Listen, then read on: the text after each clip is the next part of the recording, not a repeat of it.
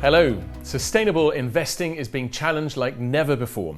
The war in Ukraine and inflation, the highest it's been for a generation, have upended the investment landscape, leading to the gloomiest global market conditions for a decade. Add in also a flurry of climate-related disasters and heightened concerns around energy security. As we look to 2023, is sustainable investing still a priority? Well, joining me is Jen Tan, Head of Sustainable Investing at Fidelity, with your outlook. What are clients telling you? So I think what's really interesting is how the priority on sustainable investing is not going away. You can see that the ESG universe is reorienting itself through debate and development. And despite the market volatility, our clients' interest in sustainable investing continues to grow. And I think we saw a similar effect happen through the pandemic, where we thought that the focus on healthcare and the focus on vaccine delivery would make people take focus away from ESG. But again, the opposite thing happened, and actually people have doubled down on it. I think something very similar is happening now. The climate crisis is here. You couple that with energy security, and the need and demand for clean energy has never been greater. But the trade-off for the companies we invest in is how do you survive today and stay in business versus investing to decarbonize for tomorrow. And that's a transition and that's a journey that we're very keen as an asset manager to support the companies we invest in on.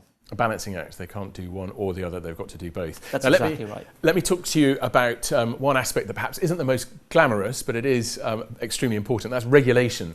Are new regulations around this area making your job easier or more difficult at times?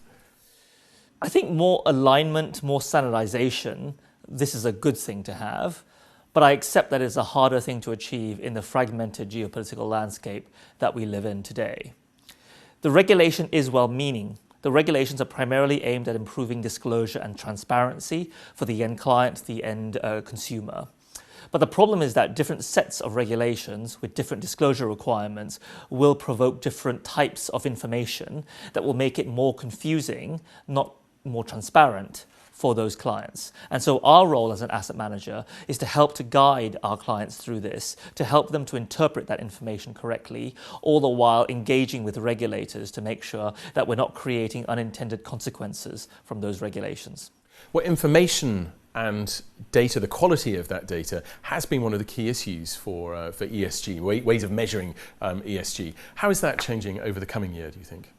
So I'm optimistic that in 2023, we're going to see a step change in the quantity of data that's available. And you can see a lot of new mandatory regulation promoting that. So whether it's mandatory TCFD climate reporting, or the new International Sustainability Standards Board, ISSB, or the new European directive, the Corporate Sustainability Reporting Directive, all of this will increase the quantity of information that's available.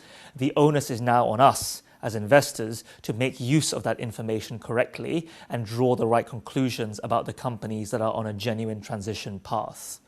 Now, different topics are going to require different types of measurements. So I'll give you one example. We've been working in a pioneering field of bioacoustics to try to measure the sound production and sound variation of animals in different landscapes to understand the scale of biodiversity loss in different types of forested areas.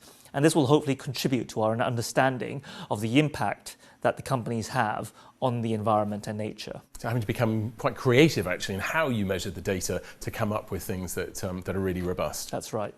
Now, let's finally look at your prediction for 2023 as we look at sustainable investing. Where do you think we'll be in a year's time?